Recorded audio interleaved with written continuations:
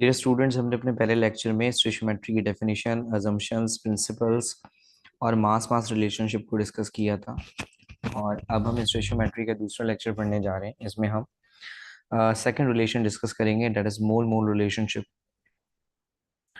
और mole mole relationship के मतलब क्या होंगे कि किसी एक केमिकल के मोल्स आपको गिवन है और दूसरे केमिकल के मोल्स हम फाइंड करेंगे। याद रखिएगा, जो पहली क्वांटिटी होती है वो गिवन होती है और जो सेकंड क्वांटिटी लिखी होती है वो कैलकुलेट करनी होती है। तो मोल मोल का मतलब हुआ कि गिवन मोल्स की मदद से हमें किसी दूसरे केमिकल के मोल्स कैलकुलेट करने।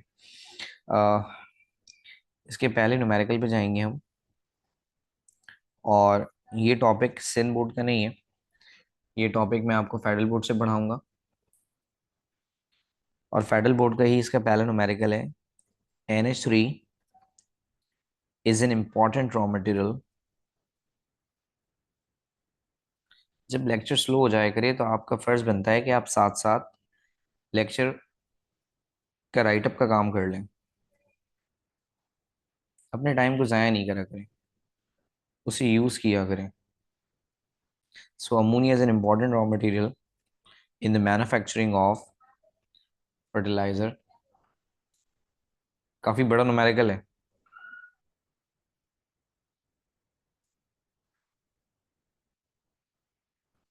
और सोचना शुरू कर दिया करें अगर मैंने लिखा है फर्टिलाइजर, अच्छा फर्टिलाइजर क्या होता है, थोड़ी सी अपनी मेमोरी को रिकॉल किया करें। It is obtained by the combination of N2 NH2 as shown by the following equation।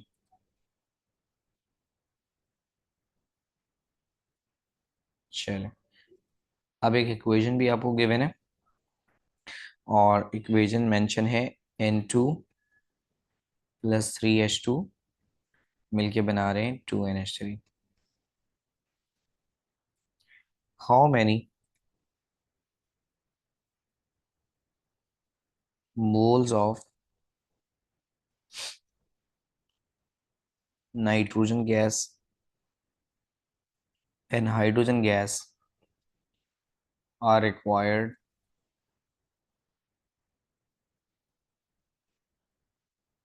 to manufacture 5 moles of NH3।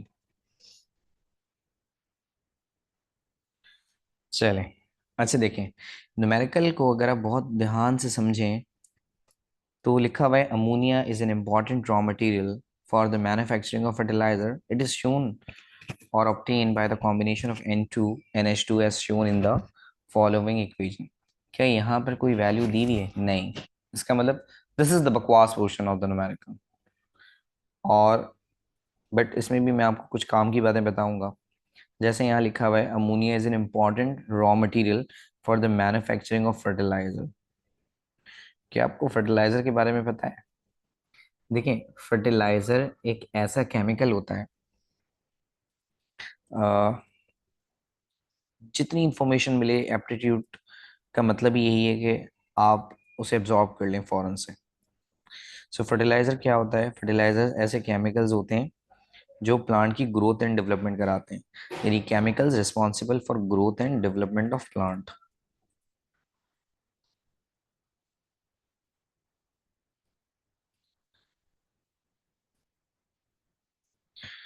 अब ग्रोथ एंड डेवलपमेंट में क्या डिफरेंस होता है? देखिए, बहुत आसान है। ग्रोथ का मतलब होता है किसी भी बॉडी के साइज का बढ़ना, ठीक है। जबकि डेवलपमेंट का मतलब होता है किसी चीज का बनना, किसी चीज का फॉर्म होना। फॉर एग्जाम्पल, जब आप छोटे थे, बिल्कुल एम्ब्रियो की फॉर्म में अपनी मामा के पास, मामा के बहुत पास, तो आपको पता है आपका दिल बन रहा था, आपका दिल बन रहा था, आपका ब्रेन बन रहा था। तो that is development of brain, development of heart. But अब आप इस दुनिया में आ गए, अब आपका ब्रेन डेवलप नहीं होगा, अब आपका ब्रेन हार्ट डेवलप नहीं होगा, बल्कि उसकी ग्रोथ होगी। ताकि उसमें आप ज़्यादा से ज़्यादा इंफॉर्मेशन कैरी कर सकें। अच्छा, अब फर्टिलाइजर्स होते हैं दो तरह के, एक कहलाते हैं नेचुरल फर्टिलाइजर्स और दूसरे कहलाते हैं आर्टिफिशियल फर्टिलाइजर्स। अब जो नेचुरल फर्टिलाइजर्स हैं ये आपको पता होने चाहिए। नेचुरल फर्टिलाइजर्स कौन से होते हैं? देखिए, सिर्फ न्यूमेरिकल इंपॉर्टेंट नहीं है, न्यूमेरिकल में क्या क्या इंफॉर्मेशन लिखी हुई है ये भी इंपॉर्टेंट है, ठीक है। तो नेचुरल फर्टिलाइजर्स और सिंथेटिक फर्टिलाइजर्स। अच्छा, नेचुरल फर्टिलाइजर्स की एग्जांपल्स क्या होगी? आसान अल्फाजों में याद रखिएगा, हर खराब चीज फर्टिलाइजर है। जैसे सबसे पहली चीज है गटर मटेरियल।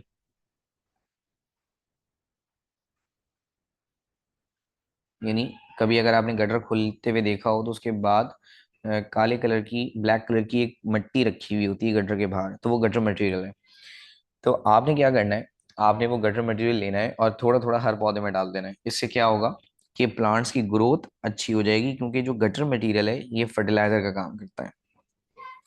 इसके बाद जो अगला होता है ना, उसे हम कहते हैं ब्लड कॉम्पोजिट। ब्लड कॉम्पोजिट का मतलब खून के कंपोनेंट्स। तो अब जैसे पीप है, पस है, तो लोग इन्हें फेंकते हैं, बट ये फर्टिलाइजर का काम करती है। हमें चाहिए कि इन्हें हम जमीन में दफन कर दें ताकि जमीन जरखेज हो जाए, और जमीन जरखेज होके हमें प्रॉपर जो है वो प्लांट्स की ग्रोथ दे। आपको पता है पहले जब लोगों की यहाँ कुर्बानी होती थी तो पहले वो एक गड्ढा खोदते थे, और उस एनिमल का सर वो क्या करते थे, उस गड्ढे की तरफ करते थे, और गड्ढे की तरफ करने के बाद सारा का सारा खून ना गर्दन से उस गड्ढे में जाता था। वो इसीलिए होता था ताकि जमीन क्या हो जाए, जरखेज हो जाए। बट आप अगर उनसे पूछेंगे कि आप ऐसा क्यों कर रहे हैं, तो वो कहेंगे कि बस हमारे पहले के लोग करते रहे हैं इसलिए हम भी कर रहे हैं। बट क्योंकि आप साइंस पढ़ रहे हैं तो आपको प्रॉपर इंफॉर्मेशन होनी चाहिए। तो gutter material, blood composite. Number 3, slaughter house wastage. देखिए, स्लाउटर का मतलब होता है जिबा, हाउस का मतलब घर, वेस्टेज का मतलब कचरा। इसका मतलब जहां पर चीजें जिबा होती हैं तो उसका जो भी कचरा होता है वो भी फर्टिलाइजर का काम करता है। इसका मतलब समझे आप? जैसे अगर एक जगह पे मुर्गी जिबा हो रही है तो मुर्गी का कचरा क्या होगा? मुर्गी का सर, मुर्गी के पंजे, मुर्गी के पर, मुर्गी की आंतें। आपको लगता है कि भाई ये वेस्ट आपके लिए है, बट ये पौधों के लिए वेस्ट नहीं है, ये पौधों के लिए फर्टिलाइजर का काम कर रही है। तो हमें चाहिए कि इसको भी हम जमीन के अंदर क्या कर दें, दफन कर दें। देन, तो आपने क्या क्या याद रखना है? Gutter material, blood composite, slaughter house wastage, then urine. Urine में एक इंपॉर्टेंट चीज है यूरिया। यूरिया बहुत इंपॉर्टेंट है।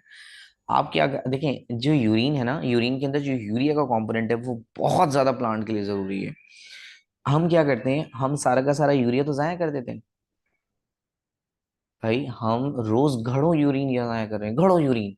हमें चाहिए कि वो यूरिन हम कहाँ पे डालें, प्लांट्स में, ताकि प्लांट्स की ग्रोथ एंड डेवलपमेंट अच्छी हो। आप उसे जाया नहीं करें सुबह सुबह। देन अब हमारे पास आता है मैन्यूर। मैन्यूर क्या है? मैन्यूर कहते हैं एनिमल वेस्ट को। एनिमल वेस्ट में हाई क्वांटिटी में प्रोटीन होता है, हाई क्वांटिटी में। तो आप क्या करेंगे, आप देखेंगे जैसे ही किसी भी जगह पे किसी भी एनिमल ने किया हुआ है, आप क्या करें, आप उसे उठाएं और आप उसे जमीन के पौधे के अंदर डाल दें। अब क्या होगा कि प्लांट्स की ग्रोथ और डेवलपमेंट बहुत अच्छी होगी। तो मैं ऐसे लिख देता हूँ स्लैश करके एनिमल वेस्ट। तो ये वो सारी चीजें हैं जिनकी वजह से प्लांट्स की ग्रोथ एंड डेवलपमेंट बहुत अच्छी होती है। तो आपने याद रखना है gutter material, blood composite, slaughter house wastage, urine, urea, manure या फिर एनिमल वेस्ट। तो ये इन्फॉर्मेशन भी आपके लिए काम की थी, आपको पता होनी चाहिए कि कौन कौन से फर्टिलाइजर्स नेचुरली बिहेव करते हैं और कौन से सिंथेटिकली बिहेव। अच्छा, जो सिंथेटिकली है वो सेकेंड ईयर केमिस्ट्री के आप चैप्टर नंबर 11 में पढ़ लेंगे, बट नेचुरल आप कहीं पढ़ते नहीं, इसलिए मैंने इसको डिस्क्राइब कर दिया यहाँ पे। अब हम अपने न्यूमेरिकल की तरफ वापस आते हैं। न्यूमेरिकल को देखें जरा। तो न्यूमेरिकल के स्टार्ट का हिस्सा तो बेकार था, उसे हमने नेग्लेक्ट कर दिया। अब हम न्यूमेरिकल के काम के हिस्से पे चलते हैं। लिखा हुआ देखें, how many moles of N2। How how many moles of N2NH2। इसका मतलब आपको N2 की वैल्यू भी मालूम करनी है और H2 की वैल्यू भी मालूम करनी है। N2B H2B N2B H2B are required to manufacture 5 moles of ammonia।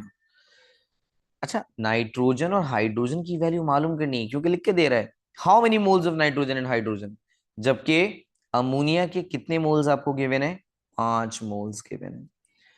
तो नाइट्रोजन और हाइड्रोजन की वैल्यू हमें फाइंड करनी है, जबकि अमोनिया की वैल्यू हमें पता है।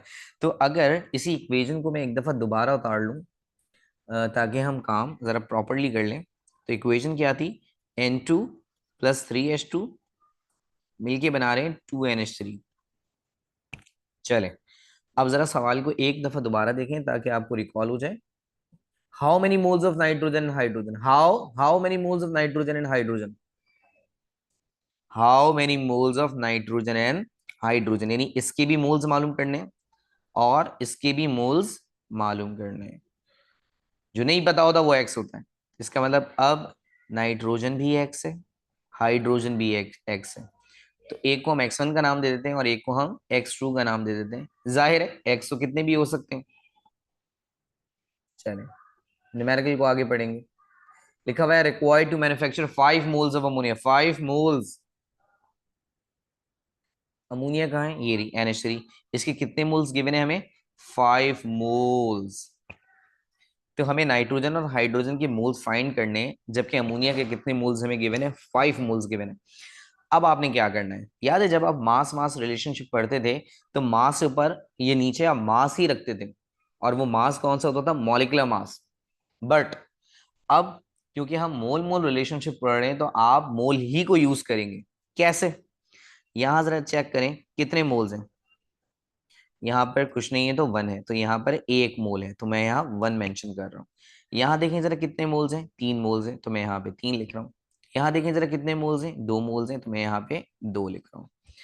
अब हमें क्योंकि दोनों वैल्यूज मालूम करनी है तो इसका मतलब ये क्वेश्चन 2 दफा सॉल्व होगा।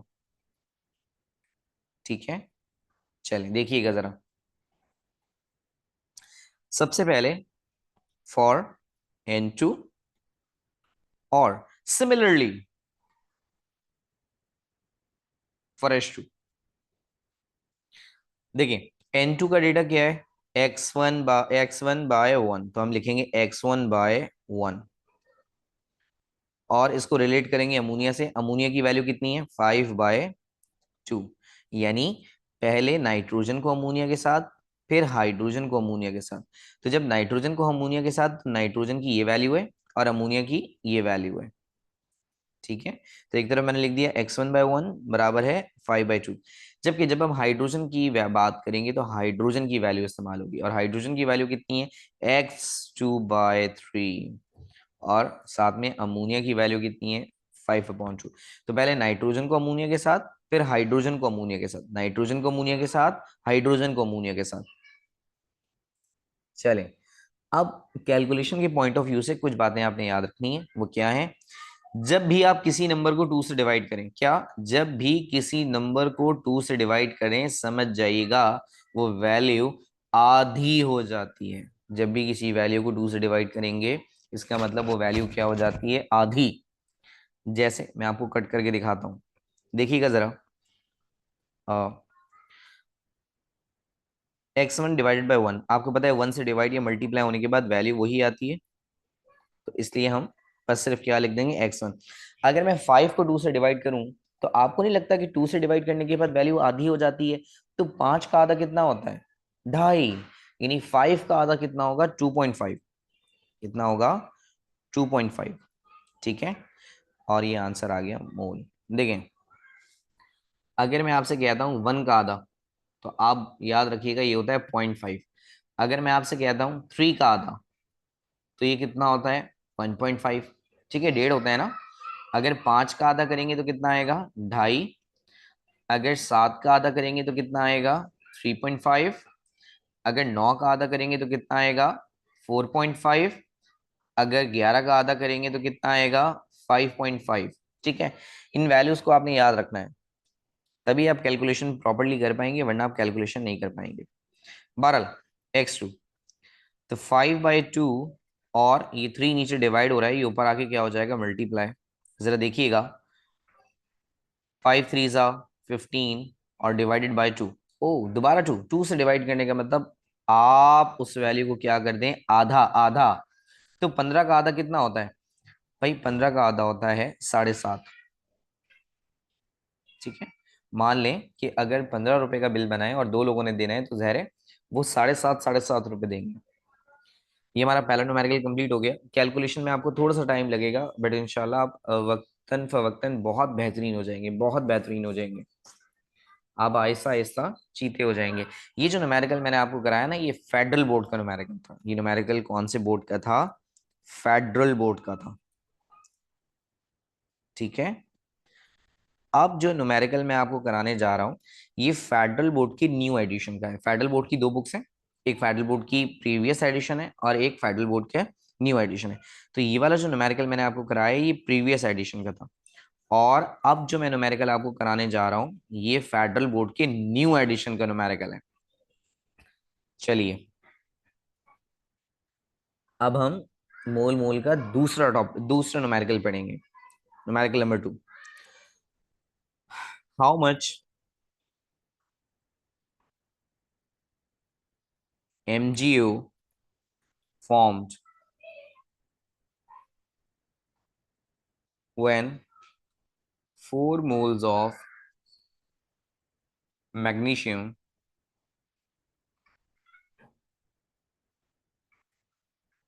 reacts with excess of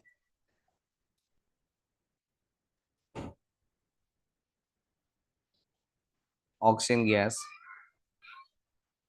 Also, calculate the moles of oxygen required. और इसकी जो डिजायर्ड इक्वेशन है वो है 2 MgO प्लस O2 मिलके बना रहे हैं 2 MgO। ठीक है, चलें इस न्यूमेरिकल को अब हम सॉल्व करते हैं जल्दी से। न्यूमेरिकल बहुत आसान है, इतना मुश्किल न्यूमेरिकल नहीं है। ज़रा न्यूमेरिकल को पढ़िएगा, देखें क्या लिखा हुआ है। हाउ मच MgO फॉर्म्ड, ठीक है, कितना MgO फॉर्म्ड होगा, हाउ मच MgO फॉर्म्ड, इसकी वैल्यू हमें फाइंड करनी है। ठीक है, हमें MgO की वैल्यू फाइंड करनी है। तो हम MgO की वैल्यू फाइंड करेंगे, क्योंकि इसकी वैल्यू फाइंड करेंगे तो इसको हम किसके बराबर सपोज कर लें, x के बराबर सपोज कर लेते हैं। व्हेन 4 मोल्स ऑफ मैग्नीशियम, जबकि मैग्नीशियम के हमें कितने मोल्स दिए हुए हैं, 4 मोल्स दिए हुए हैं। देखिएगा मैग्नीशियम के हमें कितने मोल्स दिए हुए हैं, 4 मोल्स दिए हुए हैं। तो मैग्नीशियम के नीचे मैं मेंशन कर देता हूँ 4 मोल्स। सही है, reacts with excess of oxygen, also calculate the moles of oxygen। यानी पहले वो आपसे MgO की बात कर रहा था, और अब वो आपसे ये कह रहा है कि भाई आप मुझे ऑक्सीजन के मोल्स भी मालूम करके दें, यानी ये भी x है। तो जरा एक को हम 1 सपोज कर लेते हैं, एक को हम 2 सपोज कर लेते हैं। इसकी बात उसने पहले करी तो इसको 1 सपोज कर लेते हैं, इसकी बात उसने बाद में की इसलिए इसको हम 2 सपोज कर लेते हैं। अब मोल्स में हम क्या करते हैं, जो भी क्वेश्चन में मोल्स गिवन होते हैं हम उनको लिख देते हैं। तो यहाँ पे कितने मोल्स हैं, 2, तो हम भी यहाँ पे मेंशन क्या कर देते हैं, 2। यहाँ पे कितने मोल्स हैं, कुछ नहीं है तो 1, तो हम भी मेंशन कर देते हैं 1। यहाँ पर क्या है, 2, तो हम भी मेंशन कर देते हैं 2। चले, अब हमें जल्दी से क्या बनाना है, रिलेशन। तो हम इसको जरा सॉल्व करते हैं, देखिएगा जरा। तो पहले हम काम कर लेते हैं फॉर ऑक्सीजन कर लेते हैं। ठीक है, पहले हम काम कर लेते हैं ऑक्सीजन के लिए, ठीक है, यानी इसके लिए। और फिर हम काम कर लेते हैं MgO के लिए, तो मैं लिख देता हूँ फॉर MgO। चलो, अब आप रिलेशन कैसे बनाएंगे, देखें ये वैल्यू आपको पता है कौन सी, ये वाली वैल्यू, ये वाली वैल्यू आपको पता है, और ये भी मालूम करनी है, ये भी। तो इसको एक दफा इसके साथ सॉल्व करेंगे और एक दफा इसके साथ सॉल्व करेंगे। कैसे, देखिएगा, 4/2 बराबर है किसके, x2/1। पहले मैंने इस वैल्यू को लिखा, फिर मैंने इस वैल्यू को लिखा। ठीक है, पहले मैंने इस वैल्यू को लिखा, फिर मैंने इस वैल्यू को लिखा। सही है, अब इसी तरह से जब हम MgO की तरफ आएंगे तो हम इसे कैसे करेंगे, 4/2, यानी पहली वाली चीज सेम रहेगी 4/2, बट ये बराबर है x1/2 के। सही। चलो अब इसको जरा जल्दी से सॉल्व कर देते हैं। हाँ, ये कैंसिल हो रहा है, बहुत आसान है इसको कैंसिल करना। कैसे, 2 1 ज़ा 2, 2 2 ज़ा 4। ठीक है। अब x2 के नीचे 1 है, 1 हम लिखते नहीं है, 2 के नीचे भी 1 है, 1 हम लिखते नहीं है। तो इसका मतलब x2 जो है वो किसके बराबर हो गया, 2 के। इसका मतलब ऑक्सीजन के कितने मोल्स हैं, ऑक्सीजन के सिर्फ और सिर्फ 2 मोल्स हैं। इसी तरह से यहाँ भी इसको सॉल्व करते हैं। देखें यहाँ देखें, 2 से 2 कैंसिल हो गया, और x1 की वैल्यू क्या इतनी आ रही है, 4 आ रही है। तो x1 is equal to 4 moles. Calculation आपकी आहिस्ता आहिस्ता बेहतर हो जाएगी, कैलकुलेशन के लिए इतना परेशान ना हो। हर चैप्टर में कैलकुलेशन पे फर्क पड़ेगा, हर चैप्टर में कैलकुलेशन पर फर्क पड़ेगा। अब हम इसके तीसरे न्यूमेरिकल की तरफ जाएंगे। अब हम मोल मोल रिलेशनशिप का थर्ड न्यूमेरिकल करेंगे, और ये न्यूमेरिकल बलूचिस्तान बोर्ड की बुक का है, और बहुत इंपॉर्टेंट न्यूमेरिकल है। देखिएगा जरा, how many moles of carbon dioxide. In lectures के बाद आपको किसी लेक्चर्स की जरूरत नहीं है, आपके सारे कॉन्सेप्ट इसी से क्लियर हो जाएंगे। बस आपने इनकी अच्छे से प्रैक्टिस करनी है, और अपने आप को टेस्ट के लिए प्रिपेयर करना है। चैप्टर खत्म होते ही आपका टेस्ट होगा। ठीक है। How many moles of carbon dioxide are produce when 1.5 moles of glucose are used by a person. ठीक है। The oxygen is access.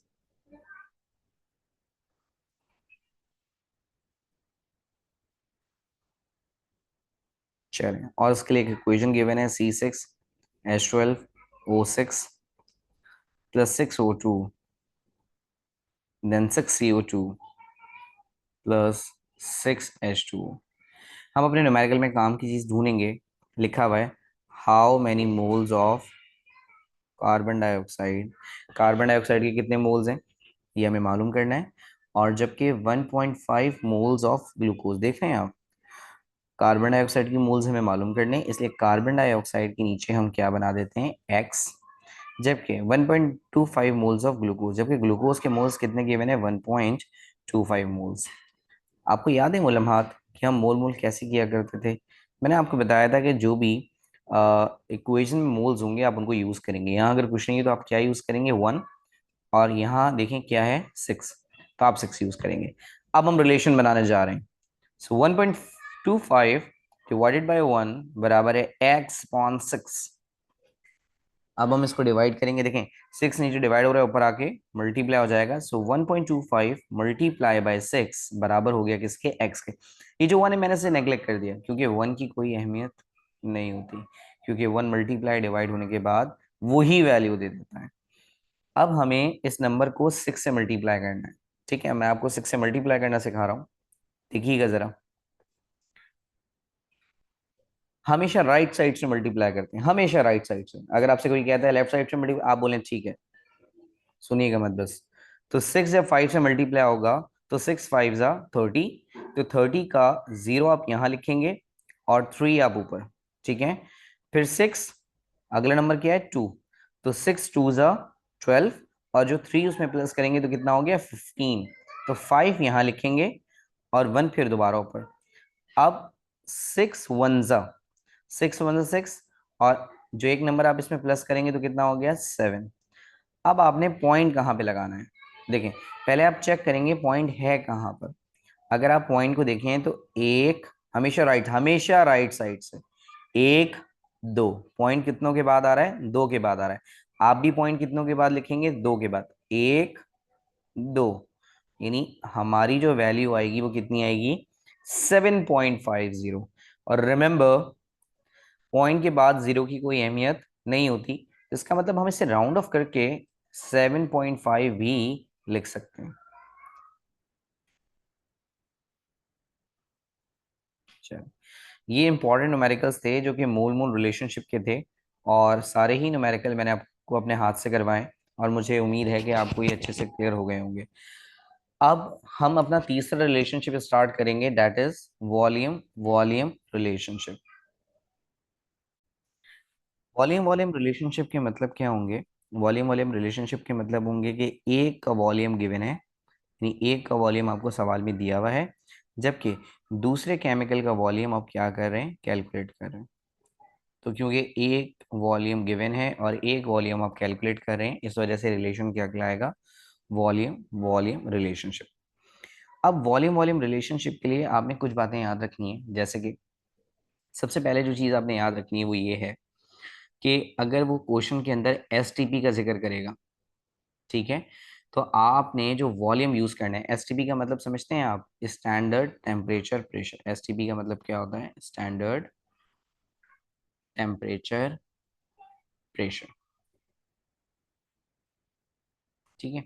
Standard temperature pressure में जो वॉल्यूम हम यूज करते हैं वो वॉल्यूम कितना होता है, 22.4 डीएम, और अगर आपने कंप्लीट वैल्यू याद रखनी है तो 22.414 डीएम क्यूब। इसी तरह से इस पर जो टेम्परेचर होता है वो टेम्परेचर कितना होता है, टेम्परेचर होता है 0 डिग्री सेंटीग्रेड, और जो प्रेशर होता है वो प्रेशर कितना होता है, 180 एम। इनमें से कोई भी बात वो आपसे एमसीक्यूज में पूछ सकता है। यानी एट एसटीपी टेम्परेचर कितना है, 0 degree centigrade. At STP volume कितना है, 22.414। एट एसटीपी प्रेशर कितना है, 180 एम। इसी तरह से एक फिजिकल क्वांटिटी और एक कंडीशंस और होती हैं जिसे हम कहते हैं आरटीपी। आरटीपी क्या होता है, आरटीपी का मतलब होता है रूम टेम्परेचर प्रेशर। आरटीपी का मतलब क्या होता है, रूम टेम्परेचर प्रेशर। अब रूम टेम्परेचर प्रेशर पर हम जो वॉल्यूम यूज करते हैं वो 22.4 नहीं यूज करते, बल्कि सिर्फ 24 यूज करते हैं।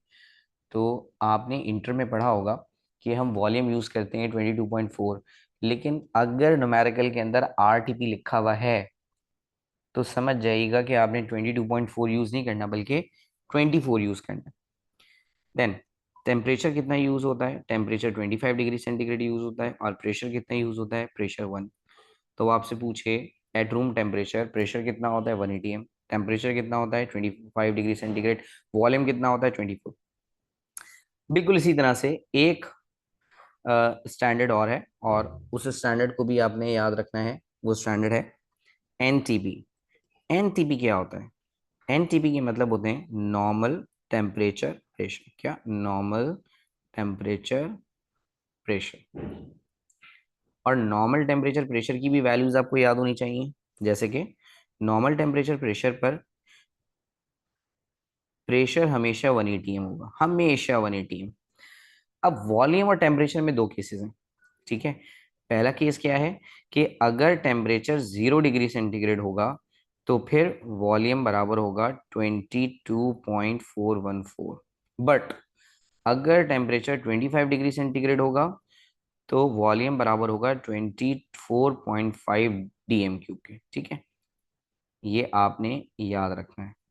तो ज़रा एनटीपी आपको न्यूमेरिकल में लिख के तो नहीं देगा, बट आपसे पूछ सकता है at NTP if the temperature is 25 degree centigrade then the occupied volume will be, तो आपका जवाब होना चाहिए 24.5। और if the temperature is 0 degree centigrade then आपका फिर जवाब होना चाहिए 22.414। बहरहाल इन सब चीज़ों को आपने अच्छे से गो थ्रू करना है, और ताकि किसी भी तरह का अगर न्यूमेरिकल आए और किसी भी तरह का थ्योरी का क्वेश्चन भी आए तो बहुत अच्छे से आप उसे अटैम्प्ट कर सकें। चलें, अब हम अपने पहले न्यूमेरिकल की तरफ जा रहे हैं। अगर न्यूमेरिकल में कोई कंडीशन आपको गिवन ना हो, ना एसटीपी लिखा हो, ना आरटीपी लिखा हो, ना एनटीपी लिखा हो, तो आप एसटीपी को प्रेफर करेंगे, ठीक है। अगर कुछ मेंशन नहीं है तो हम किसको प्रेफर करते हैं, हम एसटीपी को प्रेफर करते हैं, याद रखिएगा इस बात को। चलें, इसका एक बहुत ही सिंपल सा क्वेश्चन है, और वो क्वेश्चन मैं आपके सामने लिख रहा हूँ, ठीक है। क्वेश्चन आपसे ये कह रहा है, देखिए एक न्यूमेरिकल आपके सामने है, और इस न्यूमेरिकल में वो आपसे कह रहा है कैलकुलेट द वॉल्यूम, ठीक है। यानी आपने क्या मालूम करना है, वॉल्यूम मालूम करना है। करना किसका है, कार्बन डाइऑक्साइड का।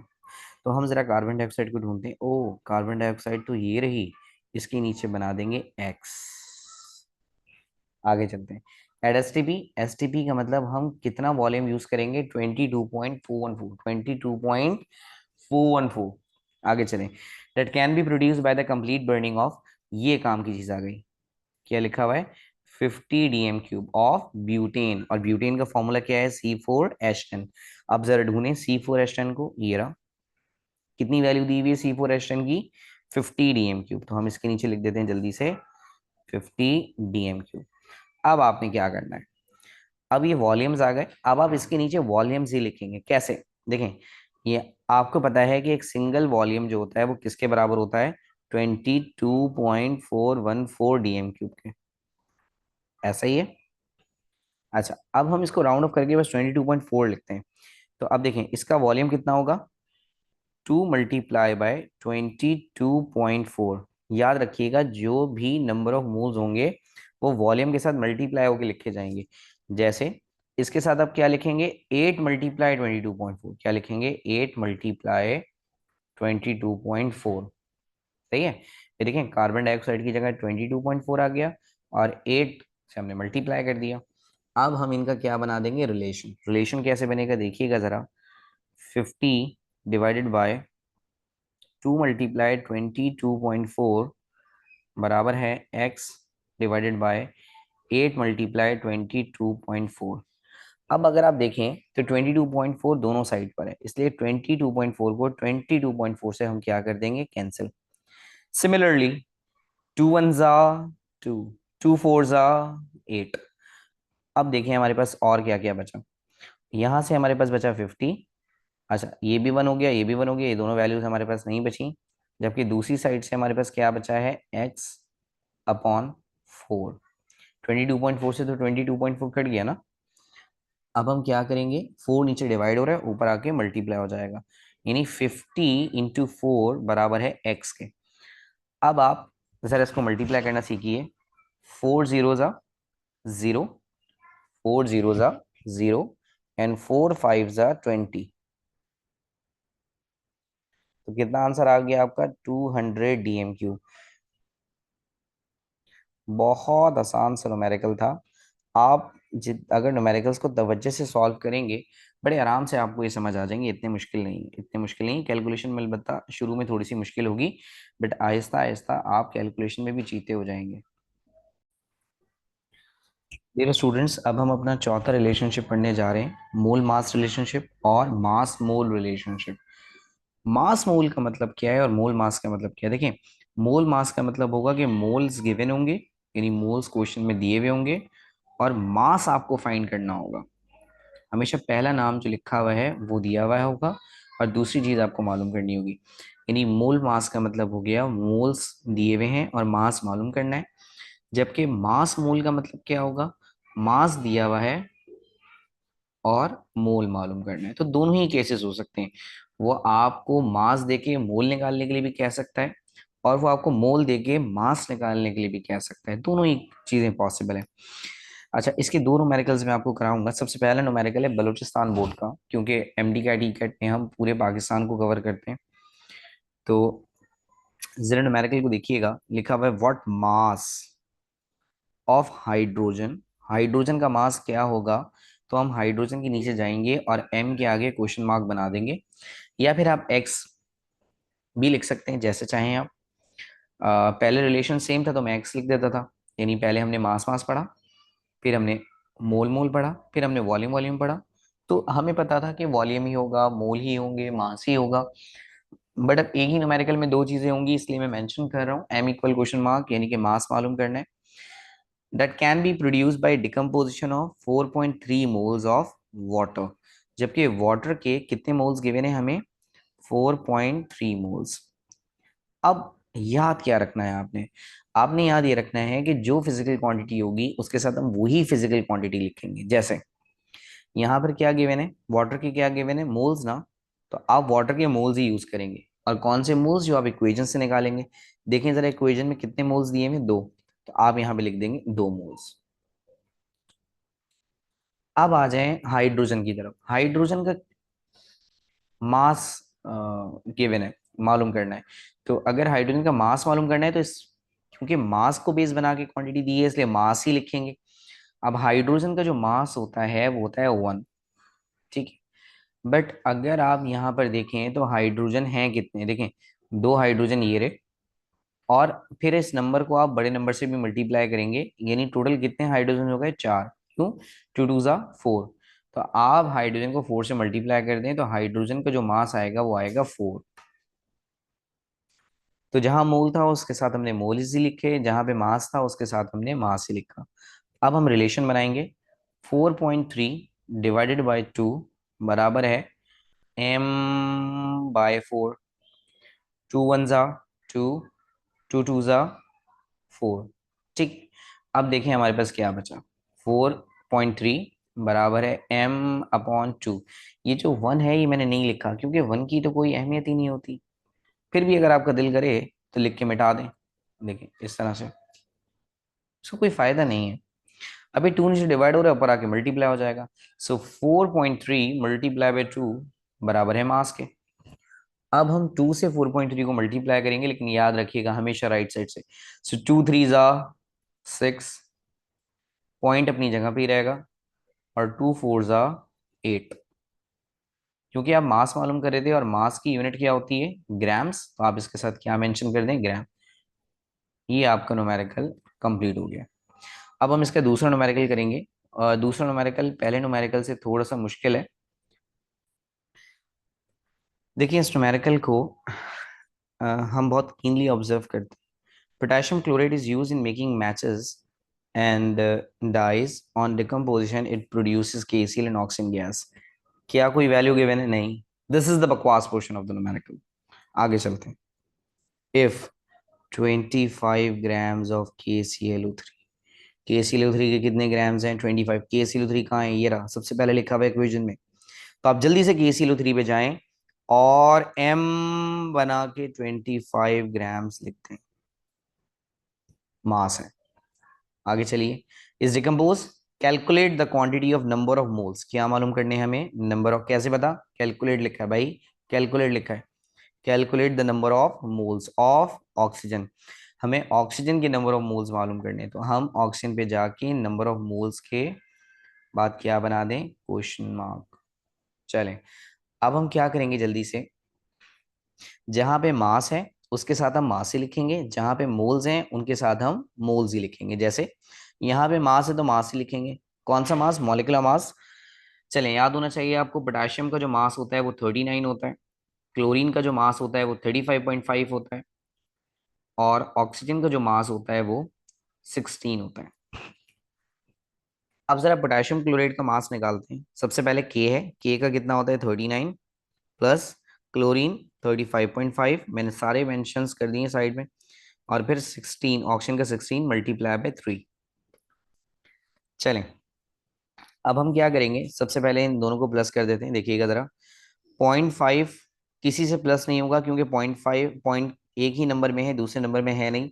ये चीज अगर आपको क्लियर नहीं हो रही तो आप इसको ऐसे समझ लीजिए। देखें, 39 35.5, कैसे प्लस करेंगे आप इनको, पॉइंट के बाद 5 आ गया, 9 और 5 कितने होते हैं, 14, तो 4 यहाँ, 1 ऊपर। ये बच्चे करते थे, बच्चे जब वो 2 3 क्लास में थे ना, बच्चे करते थे ये। 1 3 3 कितने हो गए, 7। 1 3 3 कितने हो गए, 7। तो इन दोनों को प्लस करने पर जो वैल्यू आ रही है वो आ रही है 74.5। आगे चलें, इसी तरह से 16 को 3 से मल्टीप्लाई करेंगे। देखें, आपने 1 से लेके 20 तक के टेबल्स याद करने, कोई बड़ी बात नहीं। आप रोजाना 2 टेबल्स याद करें। आप ट्रैवलिंग करते होंगे ना, चिंची में आप जाते होंगे, एक दफा जाते हुए 2 का टेबल याद करें, आते हुए 3 का टेबल, फिर अगले दिन जाते हुए 4 का टेबल, आते हुए 5 का टेबल, फिर 6 का टेबल, आते हुए 7 का टेबल। चलें, 3 6 अगर आपको टेबल याद होता तो मुझे इतनी दिक्कत नहीं होती, मैं फौरन लिख देता इसको। 3 6 18, 8 यहाँ, 1 ऊपर, 3 1 3, और जो 1 ऊपर था वो यहाँ आ जाएगा, यानी 48। अब आपने 74.5 और 48 को आपस में प्लस करना है। अब जरा देखें आप इनको कैसे प्लस करेंगे। यहाँ मैं साइड में कर देता हूँ आपके लिए, 74.5 प्लस 48। जब आप इनको प्लस करेंगे तो क्या होगा कि 0.5 ऐसे ही आ जाएगा। 4 और 8 कितने होते हैं? 12, तो 2 यहाँ, 1 ऊपर। अब 1 और 7 8 और 4, यानी 1 और 1 और 7 8 होते हैं, 8 में 4 मिलाए तो 12 आ गए, यानी ये आ गई वैल्यू आपके पास 122.5। यानी KClO3 का जो मास निकल के आया वो कितना आया? 122.5। अब जो वैल्यू आपको न्यूमेरिकल में दी हुई है वो KClO3 की नहीं दी हुई, वो आपको दी हुई है 2 KClO3 की वैल्यू। इसका मतलब एट लास्ट मैं इस वैल्यू को आखिर में किससे मल्टीप्लाई कर दूं? 2 से, ताकि मेरे पास जो वैल्यू निकल जाए वो 2 KClO3 की निकल जाए। अब जरा आप इसको मल्टीप्लाई करना सीख लें। कैसे मल्टीप्लाई होगा? 122.5 मल्टीप्लाई बाय 2। देखिएगा जरा, 2 को 5 से मल्टीप्लाई करेंगे 10 आएगा, 0 यहाँ 1 ऊपर। 2 को 2 से मल्टीप्लाई करेंगे 4 आएगा, 1 प्लस करें 5। 2 को 2 से मल्टीप्लाई करेंगे 4। 2 को 1 से मल्टीप्लाई करेंगे 2। तो आपका आंसर आ रहा है 2450। बट पॉइंट तो देख लीजिए, पॉइंट एक के बाद है, हमेशा राइट साइड से देखेंगे, हमेशा राइट साइड से देखेंगे। तो पॉइंट एक के बाद है, आप भी पॉइंट एक के बाद लगाएंगे। तो यानी आपकी जो वैल्यू आ रही है वो आ रही है 245.0। भाई जीरो की कोई अहमियत नहीं होती, तो बस आप सिर्फ क्या लिख देंगे? 245। यानी मेरे पास इसका जो मास आया है वो कितना आया है? 245 ग्राम्स। चले O2 पे आइए। O2 के मोल्स मालूम करने हैं, तो आप लिखेंगे भी मोल्स, और मोल्स लिखना बहुत आसान है। इक्वेशन में देखें 3 है, 3, तो इसके कितने मोल्स हैं? 3 मोल्स हैं। अब बारी है रिलेशन बनाने की, कैसे बनाएंगे? सो 25/245 बराबर है N/3। ठीक है, अब हम इसे कैंसिल करेंगे 5 के टेबल से। मुझे उम्मीद है आपको 5 का टेबल आता होगा। 5 5 जा 25। 5 का टेबल इतना बड़ा पढ़ नहीं सकते, बट 5 तोड़ तोड़ के बने। 5 के टेबल में 2 नहीं आता, 2 से बड़ा नंबर आता है। ठीक है, तो 24 को एक साथ देखेंगे, तो 5 के टेबल में 24 नहीं आता, बट 24 से छोटा आता है। 5 4 जा 20, ऐसा ही है। तो ये 4 पे कट रहा है। अब था 24, लेकिन हमने काटा किसको है? 20 को, तो 4 बच गया, और आगे से क्या बचा है? 5, यानी अब हो गया 45। तो 5 के टेबल में 45 कब आता है? 9 की। इसका मतलब यहाँ जो हमारे पास एक्सप्रेशन बचा है वो बचा है 5/49। अब आप क्या करें? अब आप इसे राउंड ऑफ कर लें। कैसे? देखें, एम्प्टी कैट में हमने सॉल्यूशन तो मेंशन करना नहीं है, आपने सिर्फ टिक करना है। ठीक, तो मैं आपको कुछ जगहों पे राउंडिंग ऑफ सिखाऊंगा। यहाँ पे 49 को आपने 50 सपोज करना है, ठीक है, ताकि आपकी कैलकुलेशन आसान हो जाए। और ये आप अपनी मर्जी से किसी को भी राउंड ऑफ मत कर दीजिएगा। जब आप मेरे साथ थोड़ा सा टाइम गुजार देंगे तो आपको समझ आ जाएगा कि किन चीज़ों को हमें राउंड ऑफ करना है और किन चीज़ों को हमें राउंड ऑफ नहीं करना। देखिएगा बहरहाल, 5 1 जा 5 और 5 10 जा 50। अब यहाँ से बच गया 1/10 और यहाँ से बच गया x/3। अब 3 नीचे डिवाइड हो रहा है, ऊपर आके मल्टीप्लाई हो जाएगा, तो 1 3 जा 3, तो डायरेक्ट 3 लिख दें, डिवाइडेड बाय 10 बराबर है किसके? x के। अब आप क्या करेंगे? 10 को 3 से डिवाइड करेंगे। अब मैं आपको बच्चों की तरह डिवाइड करना सिखाऊंगा। याद रखिएगा, नीचे वाला नंबर यानी कि डिनोमिनेटर, कौन सा? डिनोमिनेटर। डिनोमिनेटर हमेशा बाहर आता है। ऊपर वाला नंबर यानी numerator, numerator, denominator, numerator, denominator, numerator, नीचे वाला डिनोमिनेटर, ऊपर वाला न्यूमरेटर, नीचे वाला डिनोमिनेटर, ऊपर वाला न्यूमरेटर। तो डिनोमिनेटर हमेशा बाहर और न्यूमरेटर हमेशा अंदर।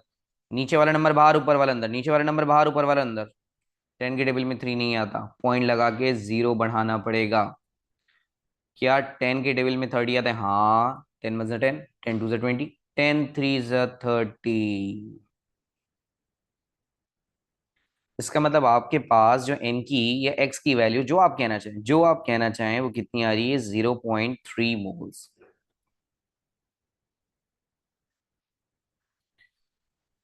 अब हम एक आखिरी रिलेशन पे जाएंगे जिसका नाम है मास वॉल्यूम रिलेशनशिप, और इसके बाद आपके पास पांचों रिलेशंस कंप्लीट हो जाएंगे।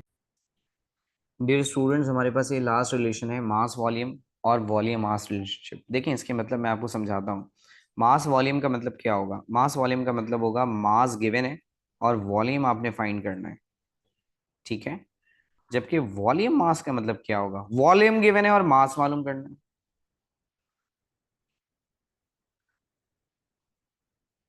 अगर मास पता हो और वॉल्यूम निकाल रहे हो तो हम इसे कहते हैं मास वॉल्यूम, और अगर वॉल्यूम पता हो मास निकाल रहे हो तो हम इसे कहते हैं वॉल्यूम मास रिलेशनशिप। चलिएगा जरा, इसमें हम अपनी काम की चीज ढूंढते हैं, कैलकुलेट द वॉल्यूम। ओ हो, वॉल्यूम मालूम करना है, किसका करना है, O2 का। तो जल्दी से O2 के पास जाएंगे और O2 के पास जाके V के आगे क्या बना देंगे, क्वेश्चन मार्क। आगे चलें, required to burn 20 grams of methane. अच्छा, मीथेन का फॉर्मूला क्या होता है, मीथेन का फॉर्मूला होता है CH4, ठीक है। तो यानी CH4 के कितने ग्राम्स आपको दे रहा है, 20 ग्राम्स, यानी इसका मास दिया हुआ है 20 ग्राम्स। अब आपको पता है कि जो क्वांटिटी होती है उसके नीचे हम वही क्वांटिटी लिखते हैं। जरा देखिएगा, यहाँ 20 ग्राम्स है यानी कि मास है, तो इसके साथ हम मास ही लिखेंगे। अब CH4 का मास जरा कैलकुलेट करें, कार्बन का मास कितना होता है 12, हाइड्रोजन का मास कितना होता है 1, बट हाइड्रोजन है कितने 4, तो 4 से मल्टीप्लाई करेंगे। सो 12, 1 into 4 is 4, यानी 4 1 जा 4, और 12 और 4 कितने होते हैं 16। तो यानी इसका जो मास आ रहा है वो कितना आ रहा है, 16 ग्राम आ रहा है। बट अगर आप दूसरी साइड पे देखें तो वॉल्यूम है, तो वॉल्यूम के साथ हम वॉल्यूम ही लिखेंगे, और हमें पता है कि वॉल्यूम कितना होता है 22.4, है ना। हाँ, बट यहाँ पे 2 लगा हुआ है साथ में, तो इसे कैसे लिखेंगे, 2 × 22.4 DMQ। रिलेशन बनाने जा रहा हूँ, रिलेशन 20/16 बराबर है V/2 × 22.4। देखिएगा जरा,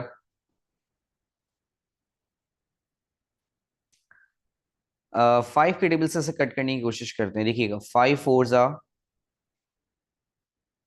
के टेबल से कट करते हैं, 4 4 जा 16 और 4 5 जा 20, 4 4 जा 16, 4 5 जा 20। अब यहां भी कट करेंगे, 2 2 जा 4, 2 1 जा 2, फिर कट होगा, 2 1 जा 2, 2 1 जा 2, 2 1 जा 2, 0.22 जा 4। ठीक है, अगर आपको कैलकुलेशन में थोड़ा सा मसला हो रहा है तो आप लेक्चर्स को 2 3 दफा भी देख सकते हैं। चलें, देखें जरा, ऊपर से क्या बचा 5, नीचे से कुछ नहीं बचा, सब कट गया, सब 1 बचा, 1 हम नहीं लिखते। ऊपर से क्या बचा V, और नीचे से क्या बचा 11.2। अब 11.2 नीचे डिवाइड हो रहा है, ऊपर आके मल्टीप्लाई, तो देखिएगा 5 × 11.2 बराबर है किसके, V के। मैंने आपको मल्टीप्लाई करने का तरीका बताया, मल्टीप्लाई हमेशा राइट साइड से होता है, तो 5 2 जा 10, 5 2 जा 10, 1 जहन में रख लें आप। चले, 1 हम यहाँ लिख देते हैं, 5 1 जा 5, और 1 जो आपने जहन में रखा तो कितना हो गया 6, फिर 5 1 जा 5, तो आंसर आ रहा है 560। बट पॉइंट गिन लीजिए, पॉइंट गिन लीजिए, पॉइंट कितनों के बाद है, एक के बाद। पॉइंट हमेशा राइट साइड से गिनते हैं, एक के बाद है पॉइंट, मैं भी यहाँ एक के बाद लगाऊंगा। तो हमारा आंसर आ रहा है 56.0 DM³ और याद रखिएगा कि पॉइंट के बाद जीरो की कोई अहमियत नहीं होती, तो आप 56.0 लिखें या 56 लिखें, बात एक ही है। यहाँ पर हमारे पांचों रिलेशंस कंप्लीट हो गए और हमारा लेक्चर 2 भी कंप्लीट हो गया। इंशाल्लाह अगले लेक्चर में हम लिमिटिंग रिएक्टेंट और परसेंटेज यील्ड को डिस्कस करेंगे, जो कि बहुत इंपॉर्टेंट टॉपिक्स हैं।